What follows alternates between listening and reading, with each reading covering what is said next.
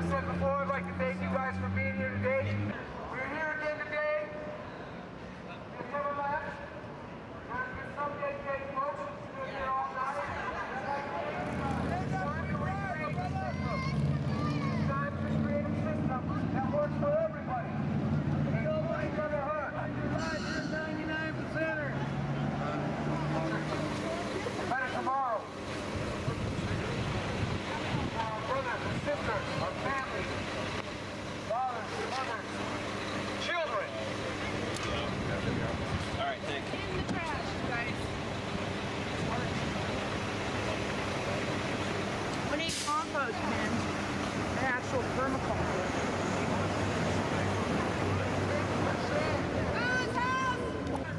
To the New York Police Department. Why do you think they did that? Boo! EBT cards also fall under JP Morgan and Chase.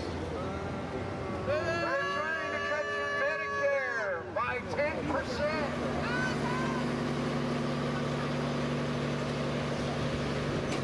$1 million and gave it to the New York Police Department.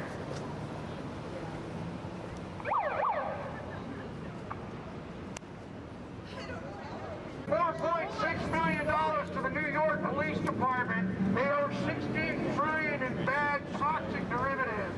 And they also control the EBT card.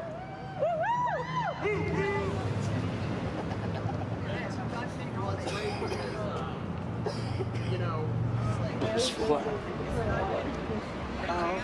there and sit down and begin our meeting. However, if we do, the security guard is required to contact his bosses, who will contact the Federal Protective Service, who does security there. Ask for City Hall.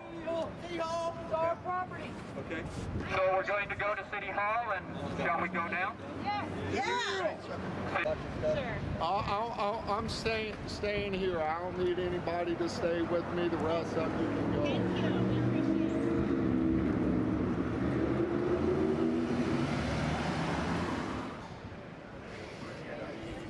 they're going to ask you.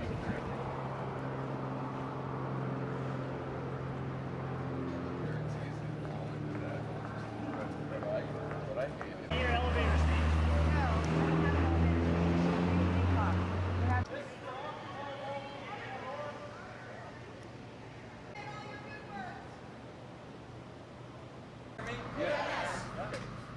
My name's David Brookbank. I'm not a leader, I'm just one among many, here and around the globe. Everyone has a voice, and today everyone's going to get a chance to have a voice. Gathered together in solidarity to express a feeling of mass injustice, we must not lose sight of what brought us together. We write so that all people who feel wronged by the corporate forces of the world can know that we are your allies. As one people united. Passion out here. I got a lot of passion on this stuff, but I'm going to say this. Everything I've heard on there, it relates to here, Spokane. Let's unite, let's have some basic ideas, let's make our voices heard. Our frustration is the bailout that we all came up with our tax monies to bail out these big businesses. Well, our government's being ran the same way, and we're just bailing them out. And you know, we all look like we're all, you know, hard-working American citizens, and we do have rights. And in order for us to accomplish anything or make any headway, we need to stand for our rights. Folks, do we know why we're here? I mean, really. What we need to do, okay, Dave, what we need to do here is put together a mission statement. Claim them. They hate you for it. They hate you for it, but they can't do nothing about it when you're on that sidewalk over there. For me, they have to find their self-interest. Focus on the economy, Social Security, that they come. Don't scare them off. They are your allies. Thank you. You know, we really need to stand our ground. There's no such thing as a free lunch.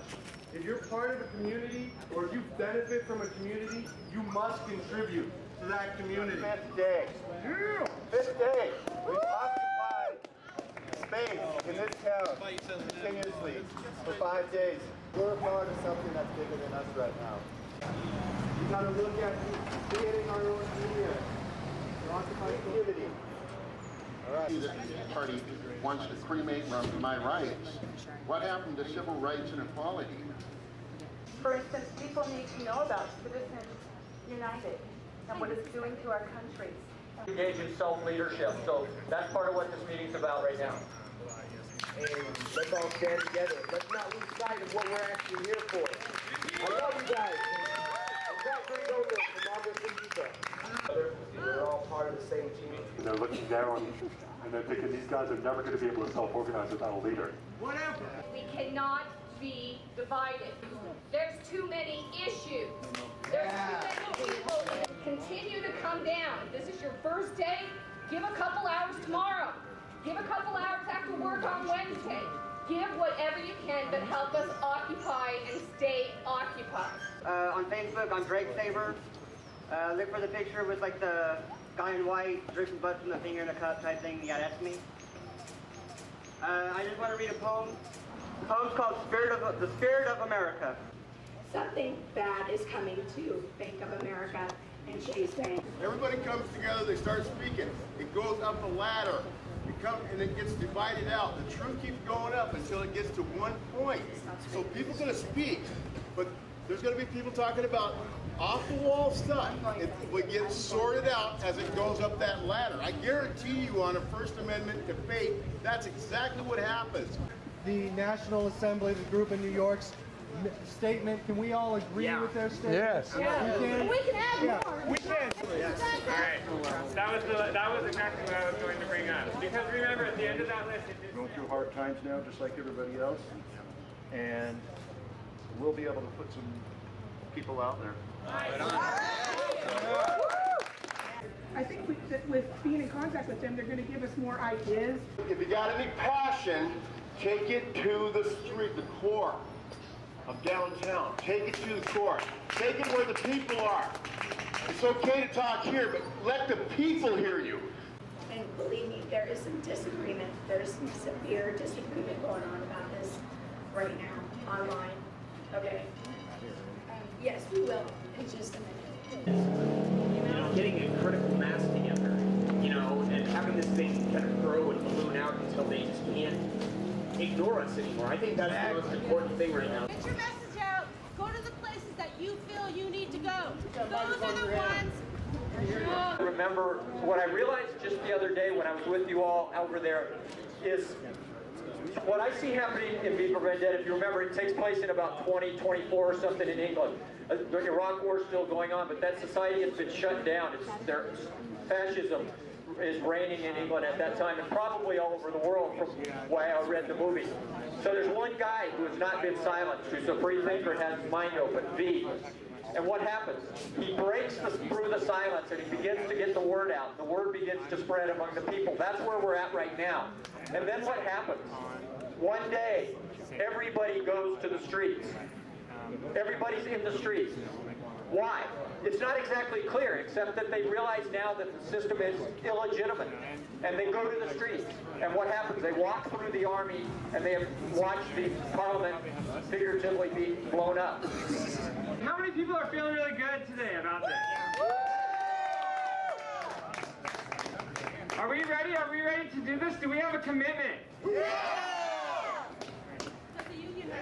need to read one opposition on everything. I think that should be